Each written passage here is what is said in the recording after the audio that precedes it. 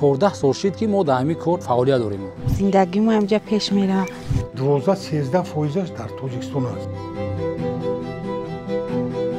50 سوم تا بگه کار منی.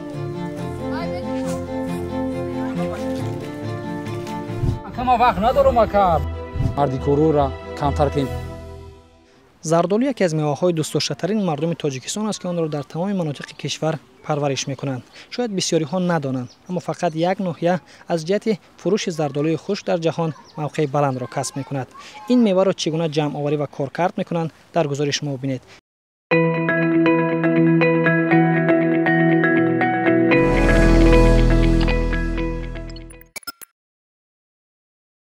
زردالو پختار است دارد جمع می‌گیرد کدایسیم چوک کنیم اکا.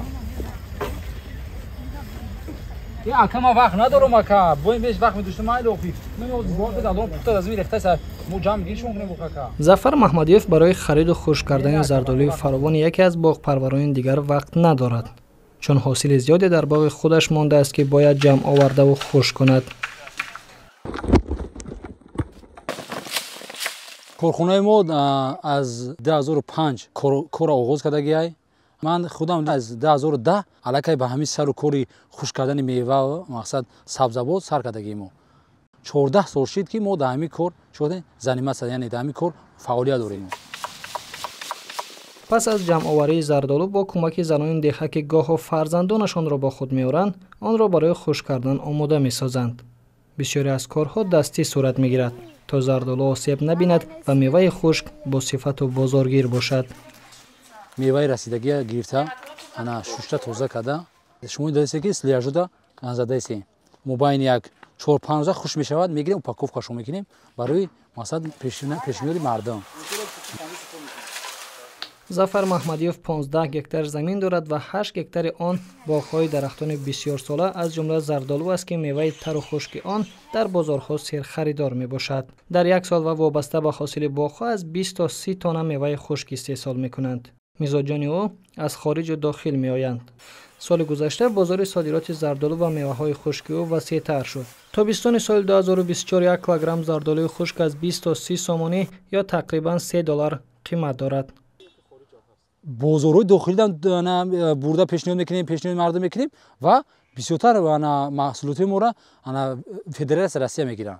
قزاقستان است، نه جمهوری مردمی چین است، علاقه طلبگاری همین میوه ما برای که ما میوه ما به میوه مثل طبیعی به زرخی میتکته همش چیز است انانوی خوکده ایستاده است.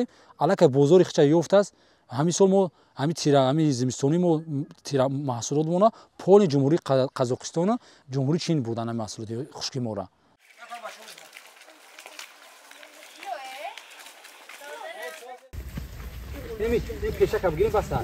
زردالو پروری برای ساکنان دههای تاجیکستان که بیکاری در آنها زیاد است جای کاری آفریده است و خصوص برای جوانان و زنان که روزانه به اینجا میآیند و درآمد به دست میآورند.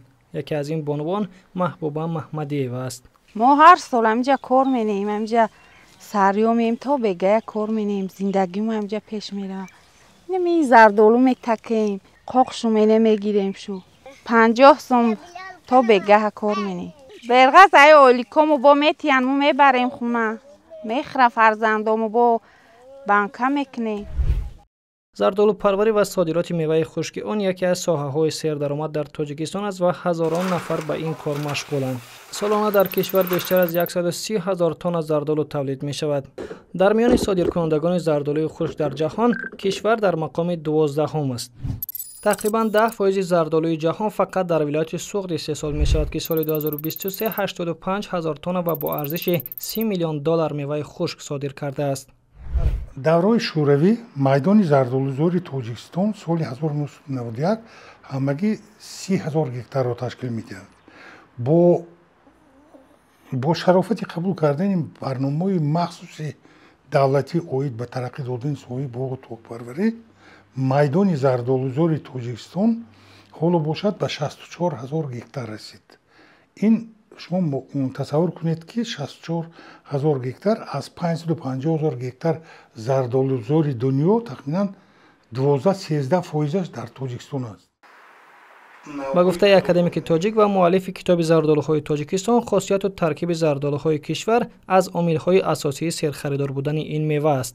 او میگوید در کشور بیشتر از 190 نوع و نمونه زردآلو وجود دارد. میوه زردآلوی ما صفتا نهایت به خود همتا ندارد. یکم از جهت اکولوژی، چون که در اکثریت منطقه‌های زردآلو پرور заводҳои химиявӣ нест ё ягон ифлоскунандаҳо нестанд. ин як. дуюм, зери таъсири нури офтоб, гармии ҳаво, намнокӣ пасти ҳаво, мевае ки дар мо парвариш карда мешавад ниҳоят сифати баланд дорад аз ҷиҳати миқдори қанд. навъҳои хубтарини зардолии мо дар ҳолати тару тоза аз 17 то 22% қанд дорад. меваи хушкконидашудаи зардолу бошад, дар таркибаш аз 60 то 75% қанд дорад. шумо мана бинед ки дар таркиби шоколад ҳамаги мумкин 70% қанд бошад ва ҳам қанди сунъӣ, инҷа қанди табиӣ аст. با نظرداشت همین در ناحیه جیهون، ظفر محمدیف سعی دارد تجارتش را وسیع‌تر کند و میوه خشک بیشتر بفروشد. سمت فعالیت مون باز زیاد کنیم، یعنی کارگرا را زیاد کنیم، مردی کارو را کمتر کنیم طرفی مثال مهاجرت. نیاداریم که همینجا وطن خمونده تنج و روم همینجا دم مثال مهنت کردن نونشون یافته زندگیشون پیش برن. ما اقصد کارخانه میایم. در تاجیکستان هر تابستان عید زردآلو را هم جشن میگیرند و حکومت گفته است که میتواند با وسیع کردن باغ‌های زردآلو در ولایت سوخت استحصال این میوه را به 1 میلیون تن برساند.